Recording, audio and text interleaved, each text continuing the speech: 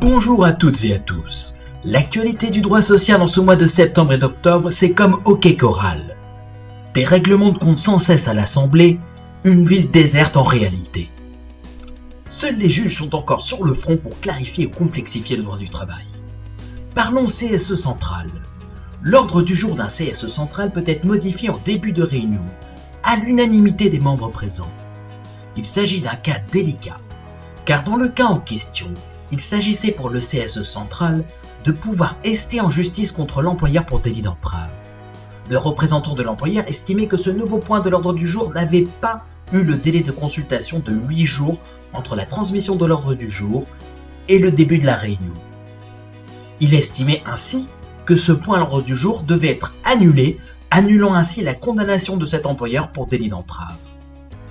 Tel n'a pas été le raisonnement de la Chambre criminelle de la Cour de cassation dans un arrêt du 13 septembre 2022. Elle a estimé qu'à partir du moment où la modification de l'ordre du jour était votée à l'unanimité des membres présents, le délai de 8 jours ne trouvait pas à s'appliquer. Cette jurisprudence devrait également s'appliquer aux différents CSE. Lorsqu'un employeur modifie ou crée un règlement intérieur, il doit le soumettre à l'avis du CSE. S'il ne le fait pas, un syndicat a le droit de demander en référé, c'est-à-dire en urgence, la suspension du règlement. Ainsi en a jugé la Chambre sociale dans un arrêt du 21 septembre 2022. Il existe 3 consultations annuelles du CSE obligatoires.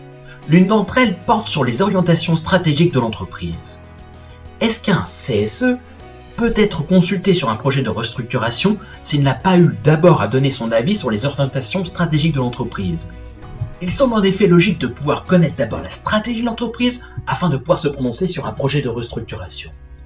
Eh ben non, tel n'a pas été le jugement de la Chambre sociale de la Cour de cassation dans un arrêt du 21 septembre 2022. En bref,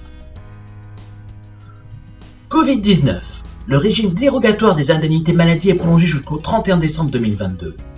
Ce régime permet aux salariés atteints du Covid, sans possibilité de télétravailler, d'être couverts sans condition d'ouverture de droit ou de délai de carence.